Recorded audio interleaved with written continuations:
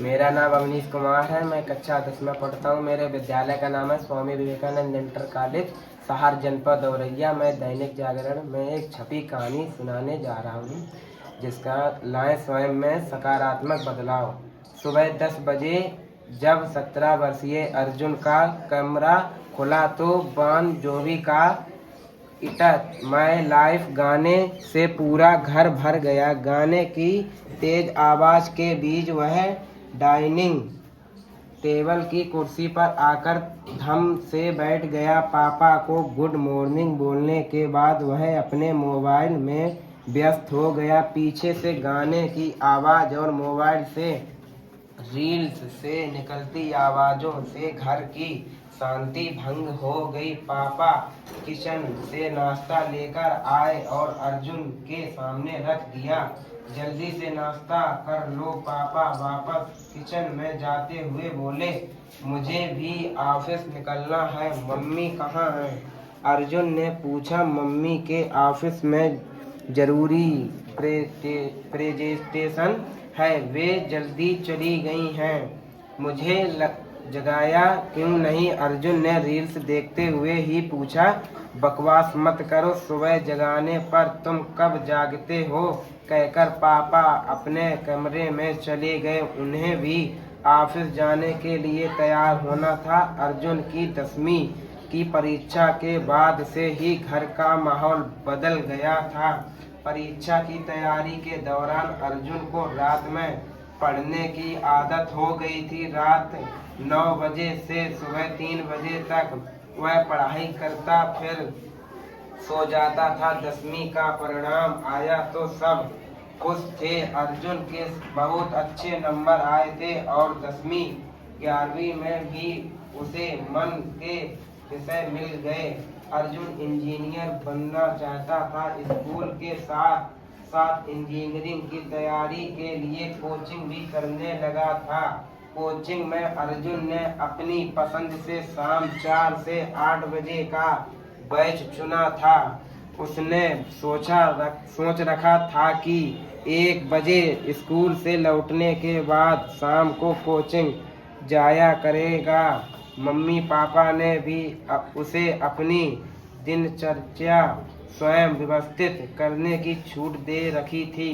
11वीं में पहुंचने के उत्साह में शुरू में तो सब अच्छा चल रहा था, लेकिन कोचिंग की पढ़ाई में वह पिछड़ने लगा। उसके मम्मी पापा को आश्चर्य होने लगा कि अब तक इतनी अच्छी पढ़ाई करने वाले अर्जुन को क्या होता जा रहा है। पूरा परिवार चिंतित था।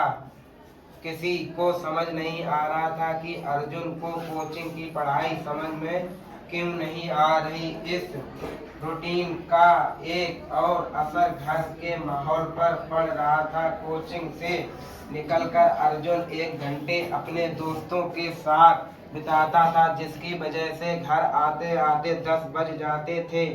डिनर के बाद दिन भर के थके मम्मी पापा सोने चले जाते और अर्जुन अपने कमरे में चला जाता। मम्मी पापा से अर्जुन की बातचीत और सिर्फ वीकेंड पर ही हो पाती थी। अर्जुन परेशान रहने लगा। वह समझदार लड़का था, परेशानी का कारण भी समझाता था, लेकिन उसे लगता था कि वह इस कारण को दूर करने के अक्षम है।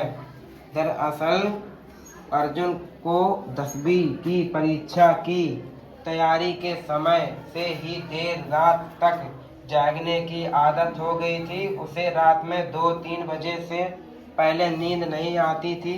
सुबह जल्दी उठकर उसे स्कूल जाना होता था और स्कूल के बीच कोचिंग जाना होता था। नींद पूरी नहीं होने की वजह से कोचिंग की पढ़ाई उसे समझ नहीं आ रही थी। जिस रोज वह पूरी नींद सोकर सुबह देर से जागता था, उस दिन वह स्कूल नहीं जा पाता था। अर्जुन असमंजस में था।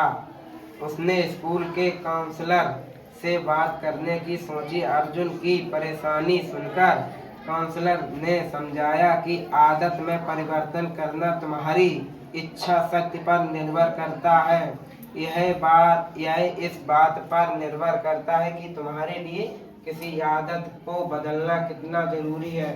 मैं चाहता तो हूँ बदलना, पर हो नहीं पा रहा ऐसा मुझे नहीं लगता। काउंसलर ने कहा, मुझे लगता है तुम इस आदत को स्वयं ही बदल जाने का इंतजार कर रहे हो, या तुमने मान लिया कि तुम अब ऐसे ही रहोगे। अगर तुम प्रतिबद्ध होकर इस आदत को बदलने की कोशिश करो तो यह आसानी से बदल सकता है।